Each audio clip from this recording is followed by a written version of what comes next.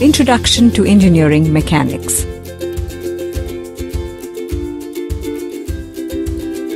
Learning objectives. At the end of this topic, you will be able to classify engineering mechanics with respect to liquids, solids, and gases. Discuss the idealizations. Differentiate the scalar and vector. Explain the laws of mechanics. Discuss the principle of transmissibility. List the system of forces. Introduction to Mechanics. The subject of engineering mechanics occupies a unique position in the physical sciences because it is fundamental to so many fields of study. In its broad sense, mechanics may be defined as a science which describes and predicts the conditions of rest or motion of bodies under the action of forces.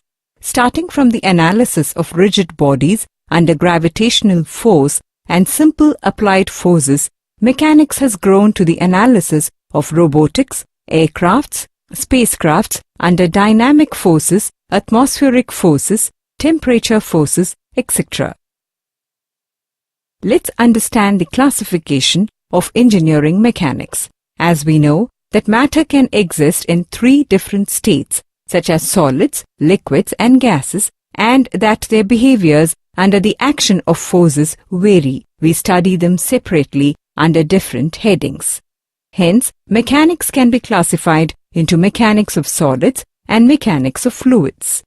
Mechanics of solids can further be classified into mechanics of non-deformable or rigid bodies and mechanics of deformable bodies. Mechanics of deformable bodies is a study dealing with internal force distribution and the deformation developed in actual engineering structures and machine components.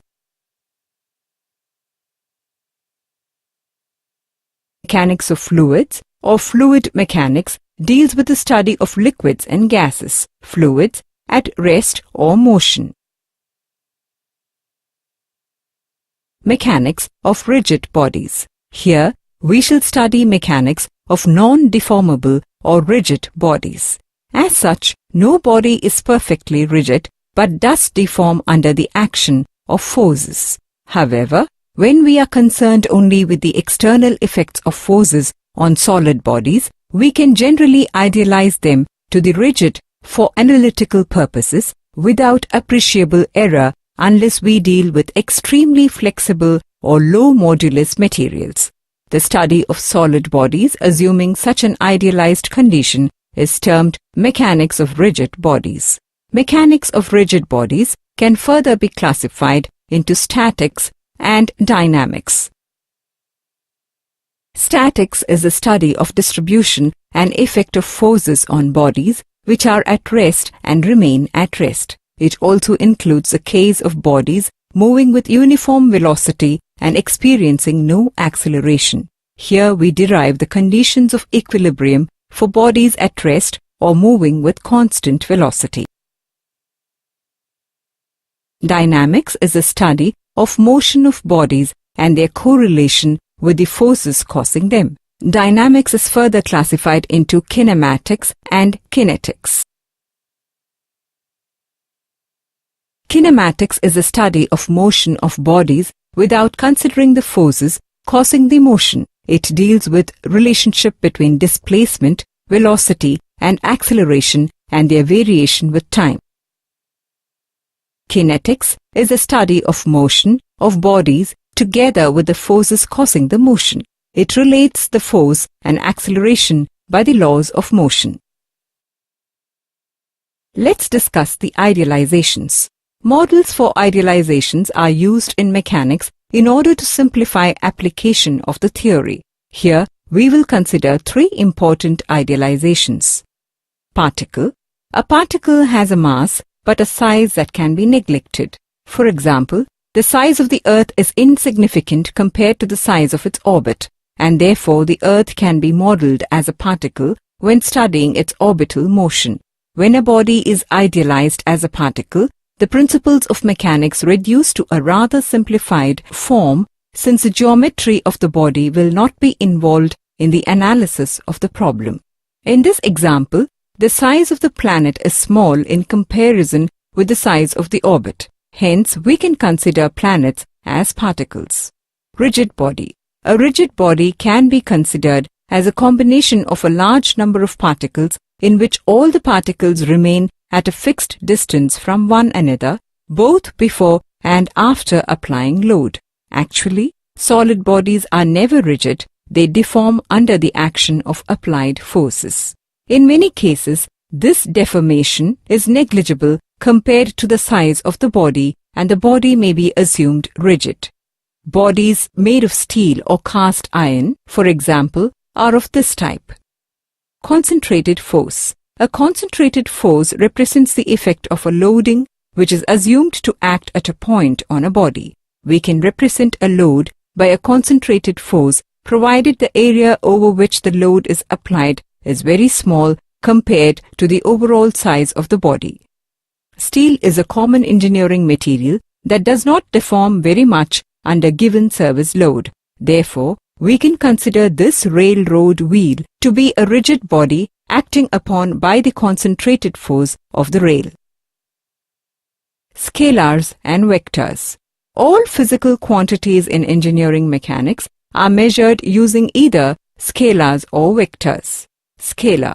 A scalar is any positive or negative physical quantity that can be completely specified by its magnitude, specified by a number and unit.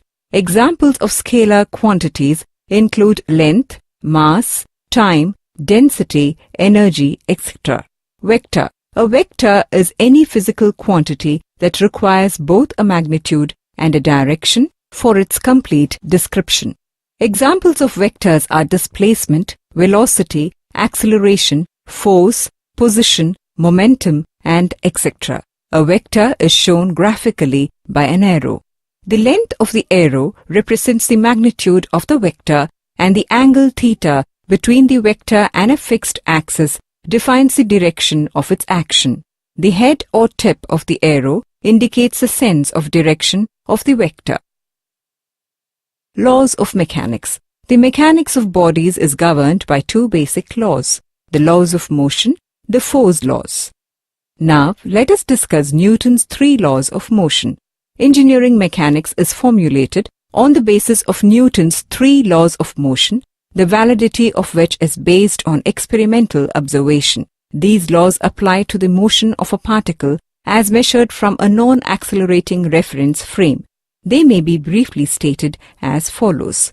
First law, second law, and third law. First law. A particle originally at rest or moving in a straight line with constant velocity tends to remain in this state provided the particle is not subjected to an unbalanced force. Second law. A particle acted upon by an unbalanced force F experiences an acceleration A that has the same direction as the force and a magnitude that is directly proportional to the force. If F is applied to a particle of mass m, this law may be expressed mathematically as F equal to ma. Third law. The mutual forces of action and reaction between two particles are equal, opposite, and collinear. Let's learn about Newton's law of universal gravitation. Any two particles of mass m1 and m2 are mutually attracted along the line connecting them with equal and opposite forces of magnitude F proportional to the product of their masses and inversely proportional to the square of the distance r between them. Mathematically, F is equal to g m1 m2 by r square, where F is force of gravitation between the two particles. G is universal constant of gravitation according to experimental evidence, and the value of G is 6.673 into 10 to the power minus 11 Newton meter square per kg square. M1, M2 is mass of each of the two particles, and R is distance between the two particles. Let us understand about force. Newton's first law of motion states that every body continues in its state of rest or of uniform motion in a straight line unless it is compelled to change the state by forces impressed on it. Hence, force can be defined as any action of a body on another which tends to change the state of rest or of uniform motion of the other body. To define a force completely, particularly for graphical representation, we must specify the following characteristics. Force characteristics: magnitude, point of application, direction. The magnitude of force can be measured by a spring balance or by a dynamometer. The SI unit of force is Newton. The point of application of a force is that point on the body at which the force can be assumed to be concentrated. In reality, forces are never concentrated but are distributed over the entire volume of the body. For example, the weight of a body, even though distributed over its volume, is normally applied at its center of gravity. The direction of a force is that direction in which the force acting tends to move the body. It is a straight line passing through the point of application of the force. It is also called the action of the force. The sense of force is indicated by an arrowhead. For example, the tension in the string always acts along its length away from the body. Principle of transmissibility. It states that the conditions of equilibrium or of motion of a rigid body remains unchanged if a force acting at a given point of the rigid body is replaced by a force of the same magnitude and direction, but acting at a different point, provided that the two forces have the same line of action. Thus, the effect of force vector F acting at A will be the same as the effect of vector F acting at B along the same line of action. System of forces. When more than one force acts on a body at a particular instant, they are said to constitute a system of forces. Within the system of forces, all the forces may lie on the same plane or on different planes. If they lie on the same plane, they are said to be coplanar forces. If they lie on different planes, they are said to be non-coplanar forces. Further, if the lines of action of all of them, whether coplanar or non-coplanar, intersect at a point, they are termed as concurrent forces. If not, they are termed as non-concurrent forces. Again, if the lines of action of all lie along the same line, they are termed as collinear forces, and if their lines of action are parallel to each other, they are termed as parallel forces. System of forces. Graphical representation of various systems of forces. Non-concurrent and non-parallel forces. Concurrent forces, parallel forces, collinear forces. Summary.